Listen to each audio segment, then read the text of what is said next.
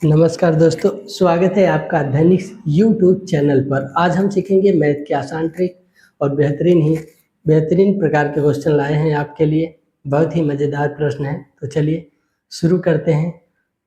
आज का पहला प्रश्न है दोस्तों, ए अकेला एक कार्य को 12 दिन में तथा बी उसे 18 दिन में समाप्त कर सकता है। दोनों ने मिलकर कार्य आरंभ किया, परंतु कार्य समाप्त होने से 3 दिन पहले ए ने कार्य छोड़ दिया, तो पूरा कार्य कितने दिन में समाप्त हुआ। चलिए दोस्तों सॉल्व करते हैं। कोई व्यक्ति ए है, किसी काम को 12 दिन में समाप्त करता है, और बी है, उसी काम को 18 दिन में समाप्त करता है। टोटल काम निकालने के लिए इन दोनों का एलसीएम लेंगे। दोनों का एलसीएम होगा 36। अगर व्यक्ति ए 12 दिन में 36 काम करता है तो एक दिन में 3 काम करेगा, और बी 18 दिन में 36 काम करता है तो एक दिन में 2 काम करेगा। इन दोनों की क्षमता हो जाएगी ए प्लस बी की 3 2 5। एक दिन में दोनों मिलकर 5 काम करेंगे। दोनों ने मिलकर कार्य आरंभ किया, परंतु कार्य समाप्त होने से 3 दिन पहले ए ने कार्य छोड़ दिया। तो भाई 3 दिन पहले ए ने कार्य छोड़ दिया, तो जो 3 दिन का काम बचा होगा वो बी ने किया था। तो बी का 3 दिन का काम, बी का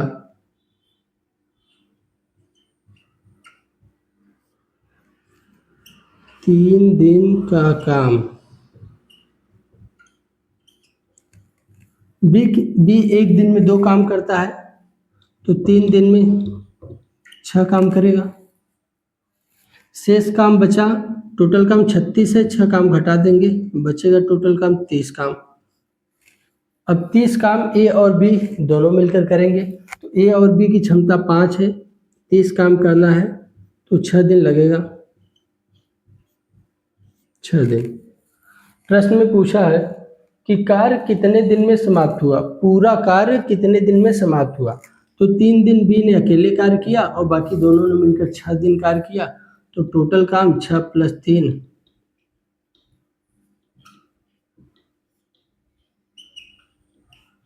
9 दिन में पूरा हुआ। चलिए दोस्तों चलते हैं अगले प्रश्न पे। 1000 रुपये पर 10% वार्षिक दर से 3 वर्ष का चक्रवृद्धि ब्याज कितना होगा। तो दोस्तों 18,000 रुपया है, 1 वर्ष का 10% होगा, 0000 कट गया,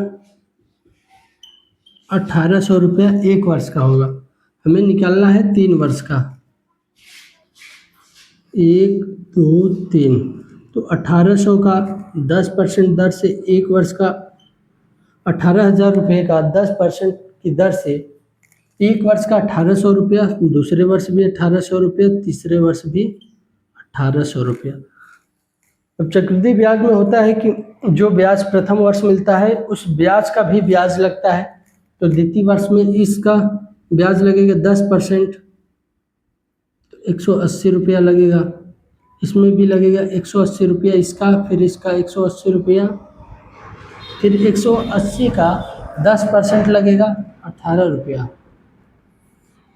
जोड़ लेते हैं दोस्तों, ये तीनों वर्ष का चक्रवृद्धि ब्याज है, तो 18 तिरिक 54, 5400, फिर 18 तिरिक 54, 540, फिर 18 जोड़ेंगे 8, 4 1 5, 5 4 9 5।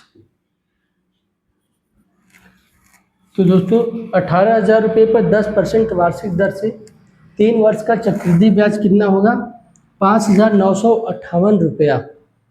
चलते हैं दोस्तों अगले प्रश्न पर कि 988 रुपये की राशि पर 10% वार्षिक दर से 5 वर्ष के अंत में कितना साधारण ब्याज होगा। दोस्तों एक फार्मूला आपको पता होगा कि साधारण ब्याज बराबर मूलधन गुणे दर गुणे समय बटे 100 होता है। मूलधन है 988 रुपया, दर है 10%, समय है 5 वर्ष बटे 100। 1 0 से 1 0 कट गया, 5 से गुणा करेंगे, 5 अट्ठे 40, हाथ से लगा 4, 5 अट्ठे 40, 4 44, हाथ से लगा 4, 5 9 45 और 4 49। 10 से भाग देंगे, 1 जीरो कट जाएगा।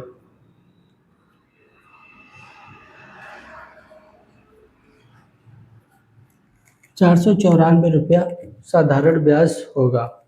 की तरफ प्रश्न नंबर 4 है, किसी अलमारी को 2576 रुपये में बेचने पर एक व्यक्ति को 12% का लाभ होता है। यदि वह इसे 100 रुपये कम में खरीदा हो तो लाभ परसेंट कितना है। दोस्तों प्रश्न बहुत ही मज़ेदार है। कोई व्यक्ति एक अलमारी को 2576 रुपये में खरीदता है तो उसको 12% का लाभ होता है। अगर वो मान लीजिए 100 रुपये कम में खरीदा होता तो उसको कितने परसेंट का लाभ होता है। तो चलिए शुरू करते हैं। 2576 रुपये में बेचने पर एक व्यक्ति को 12% का लाभ होता है, तो 112% बराबर 2576, तो 100% हम निकालेंगे, क्रय मूल्य निकालेंगे, क्रय मूल्य 100% निकालेंगे। इसको काटेंगे, 4 से काटेंगे, 4 दूना 8, 4 अट्ठे 32, 4 से इसको काटेंगे, 4 छक्के 24, 17 हो जाएगा, 4 चौके 16, 4 चौके 16, फिर 4 से काटेंगे, 4 सत्ते 28, 4 एकम 4, 4 छक्के 24, 4 एकम 4, 7 से इसको काटेंगे, 7 दूना 14, 7 त्रिक 21, तो क्रय मूल्य हुआ 2300 रुपया। प्रश्न में कहा दोस्तों, यदि वह इसे 100 रुपये कम में खरीदा हो तो यानी वह व्यक्ति इसे 100 रुपये कम में खरीदा हो तो लाभ परसेंट कितना होता। पहले क्रय मूल्य इतना था, अब उसने मान लीजिए 100 रुपये कम में खरीदता तो नया क्रय मूल्य जो होता, क्रय मूल्य 2200 रुपया होता और विक्रय मूल्य होता 2576 रुपया। विक्रय मूल्य 2576 रुपया। तो यहाँ से लाभ होता, लाभ 376 रुपया होता। हमें निकालना है लाभ परसेंट कितना है, तो लाभ परसेंट बराबर 376 रुपया। हम हमेशा लाभ परसेंट या हानि परसेंट क्रय मूल्य पर ही निकालते हैं, तो क्रय मूल्य है 2200 रुपया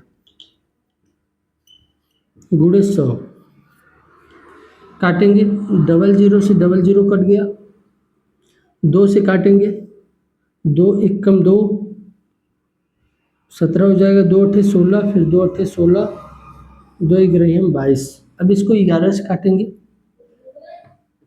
11 एकम 11, 7 बचेगा, 11 सत्ते 77, 1/11 % लाभ होगा।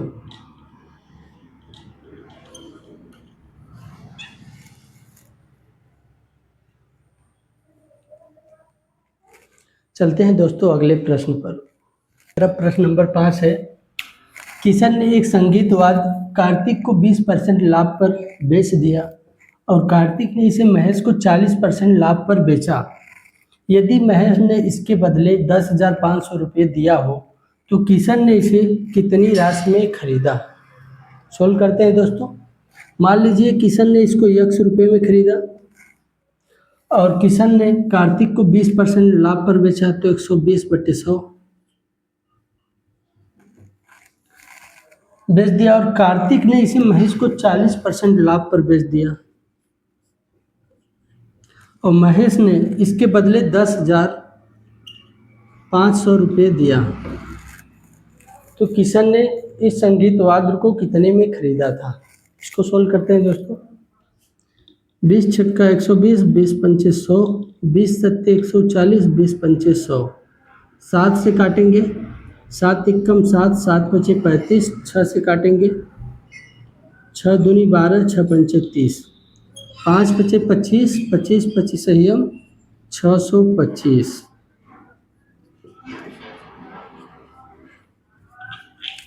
किशन ने इस संगीत वाद्य को ₹6,250 में खरीदा था। दोस्तों अगर प्रश्न समझ में आए तो वीडियो को लाइक शेयर ज़रूर करें। चलते हैं अगले प्रश्न पर की तरफ। प्रश्न नंबर 6 है, एक 300 मीटर लंबी रेलगाड़ी ने रेलवे लाइन के साथ साथ रेलगाड़ी की ही दिशा में 3 किमी प्रति घंटा की चाल से जा रहे व्यक्ति को 33 सेकंड में पार कर लेती है, तो रेलगाड़ी की चाल बताइए। दोस्तों अगर रेलगाड़ी जिस दिशा में जा रही है, अगर व्यक्ति भी उसी दिशा में जा रही है तो चाल घट जाएगी और जो दूरी होगी रेलगाड़ी की लंबाई के बराबर होगी। चलिए दोस्तों सोल्व करते हैं। चाल बराबर दूरी बट्टी समय से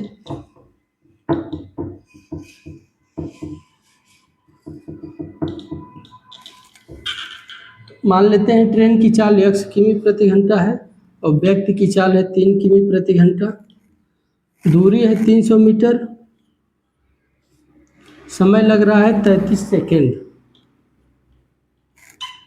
भाई दूरी मीटर में है और समय सेकेंड में है तो चाल को भी मीटर पर सेकेंड में बदलेंगे।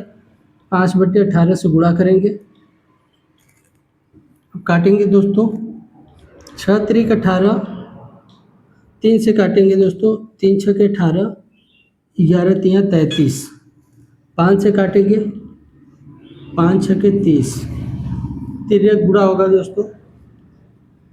11x minus 33 360। 11x बराबर 33 उधर जाएगा जुड़ जाएगा 393। तो x बराबर होगा, काटेंगे दोस्तों इसको। 11 तियाँ 33, 6 हो जाएगा 63, 11 पचे 55, 8/11 किमी प्रति घंटा। तो रेलगाड़ी की चाल है दोस्तों 35 सही 8/11 किमी प्रति घंटा। चलते हैं दोस्तों अगले प्रश्न पर। एक समकोण त्रिभुज का आधार 12 सेमी है तथा कर्ण 13 सेमी है। इस त्रिभुज का क्षेत्रफल ज्ञात कीजिए। तो समकोण त्रिभुज दोस्तों ऐसे होता है, कर्ण है 13 सेमी, आधार है 12 सेमी। हमें लंबाई ज्ञात करना है तो लंब स्क्वायर बराबर होता है, लंब स्क्वायर बराबर होता है कर्ण स्क्वायर माइनस आधार स्क्वायर। यही होता है दोस्तों। तो लंब स्क्वायर बराबर 13 स्क्वायर, 13 3 169, 12 के 12 रही 144। तो लंब स्क्वायर बराबर होगा 9 4 गया 5, लंब से 4 गया 9 में से 4 गया 5, 6 में से 4 गया 2, 25। लंब स्क्वायर बराबर 25, तो लंब बराबर √25। यहाँ से लंब का मान आएगा 5। बस दोस्तों सोल्व हो गया। अब हमें फार्मूला याद होगा कि समकोण त्रिभुज का क्षेत्रफल क्या होता है दोस्तों। समकोण त्रिभुज का क्षेत्रफल, समकोण त्रिभुज का क्षेत्रफल 1/2 आधार गुणे ऊंचाई। 1/2 आधार है 12 सेमी, ऊंचाई है 5 सेमी। 2 से काटेंगे 2 छके 12, 6 पंचे 30।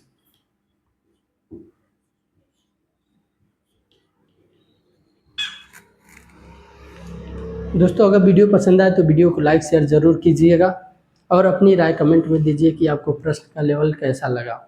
चलते हैं अगले प्रश्न पर।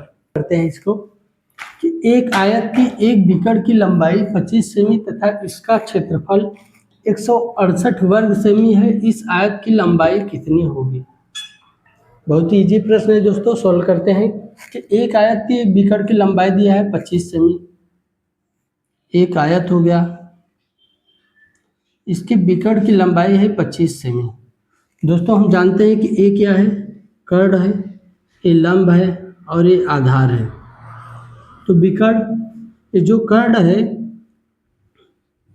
लंब स्क्वायर प्लस आधार स्क्वायर बराबर होता है कर्ण स्क्वायर। इतना आपको पता होगा। तो चलिए सोल्व करते हैं दोस्तों कि एक आयत की एक बिकट की लंबाई 25 सेमी है, यानी L square plus B square बराबर 25 स्क्वायर। ठीक, आगे चलते हैं। तथा इसका क्षेत्रफल 168 वर्ग सेमी है, यानी यल बी बराबर 168 वर्ग सेमी है। तो इस आयत की लंबाई कितनी है? सोल्व करते हैं दोस्तों। एक फार्मूला होता है यल प्लस बी का होल स्क्वायर बराबर L square plus B square plus 2LB। इसमें मान रखेंगे दोस्तों, तो L square plus B square का मान हो जाएगा 25 स्क्वायर 625 प्लस 2LB। 2 से गुणा करेंगे, 2 अट्ठे 16 के 86 लगा 1, 16 दूना 32 1 33। जोड़ लेंगे इसको, हो जाएगा 6 5 11, हाथ से लगा 1, 3 2 5 1 6 6 3 9, 961। यल प्लस बी बराबर हो जाएगा अंडर रूट में 961, क्योंकि यहाँ पर यल प्लस बी स्क्वायर है, तो यल प्लस बी बराबर होगा 31। अब इसी फार्मूले से हम ये भी साइन करेंगे, यल माइनस बी का होल स्क्वायर बराबर L square plus B square minus 2LB। मान रखेंगे यल माइनस बी का होल स्क्वायर, मान रखेंगे यही 625 माइनस 336। 5 में से 6 गया, 15 में से 6 गया 9, 11 में से 3 गया 8, 5 में से 3 गया 289। तो यल माइनस बी बराबर 17 होगा। दोस्तों दो हमें फार्मूला मिल गए, एक ये मिल गया, एक ये, दो समीकरण मिल गए। तो यल प्लस बी बराबर 31, यल माइनस बी बराबर 17। इसको जोड़ेंगे, प्लस 20 माइनस भी कट जाएगा, 2L बराबर हो जाएगा 48, यल बराबर हो जाएगा 24 सेमी। यही हमारा आंसर है। इस आयत की लंबाई कितनी है? 24 सेमी। पूरा। चलिए सोल्व करते हैं दोस्तों। एक पहिया 88 किमी की दूरी तय करने में 4000 चक्कर लगाता है, तो पहिए की त्रिज्या बताइए। दोस्तों एक चक्का हो गया, पहिया हो गया, इसकी हमें त्रिज्या बतानी है R। और ये जो टोटल चक्का होता है वो होती है परिधि। तो एक चक्कर में कितनी दूरी तय करेगी, यह होती है परिधि। 88 किमी की दूरी तय करने में 4000 चक्कर लगाता है। 88 किमी है, इसको मीटर में बदलेंगे तो 1000 से गुणा कर देंगे, ये मीटर में हो गया। अब इसमें हम 4000 चक्कर से भाग दे देंगे तो हमारे पहिए की परिधि पता चल जाएगी। तो 4000 से भाग देते हैं, 3 जीरो से 3 जीरो कट गया, 4 से काटेंगे, 4 दूना 8, 4 दूना 8 मीटर। तो पहिए की परिधि हुई 22 मीटर। हमको बताना है पहिए की त्रिज्या। तो परिधि होता है दोस्तों 2πr बराबर 22 मीटर। पाई का मान होता है 22/7, आर हमें निकालना है बराबर 22। 22 से 22 कट जाएगा, आर बराबर होगा 7/2। 2 से भाग देंगे तो 3.5 सेमी मीटर।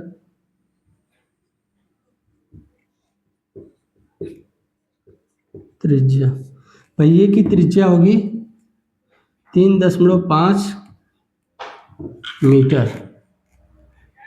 दोस्तों ये प्रश्न बहुत ही मज़ेदार था। चलते हैं अगले प्रश्न पर। हैं कि एक समांतर चतुर्भुज का आधार उसकी ऊंचाई से दोगुना है, यदि इसका क्षेत्रफल 72 वर्ग सेमी है, आधार तथा ऊंचाई ज्ञात कीजिए। बहुत ही मज़ेदार प्रश्न है दोस्तों, सॉल्व करते हैं। एक समांतर चतुर्भुज का आधार उसकी ऊंचाई से दोगुना है। मान लीजिए समांतर चतुर्भुज का आधार है 2x और ऊंचाई है x। इसका क्षेत्रफल 72 वर्ग सेमी है। क्षेत्रफल होता है समांतर चतुर्भुज का क्षेत्रफल होता है आधार गुणे ऊंचाई। आधार है 2x, ऊंचाई है x, क्षेत्रफल दिया है 72 वर्ग सेमी। यहाँ हो जाएगा 2x² बराबर 72, 2 से काटेंगे तो x² बराबर 36, x बराबर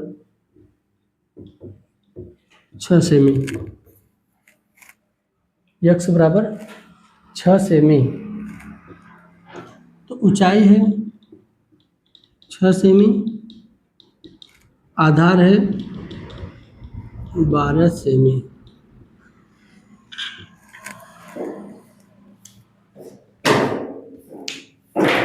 दोस्तों अगर वीडियो पसंद आया हो, कुछ भी समझ में आया हो, तो आप वीडियो को लाइक, शेयर और कमेंट ज़रूर करें। आपकी एक लाइक से हमें बहुत मोटिवेट मिलता है। तो फिर मिलेंगे अगले वीडियो में, तब तक के लिए जय हिंद।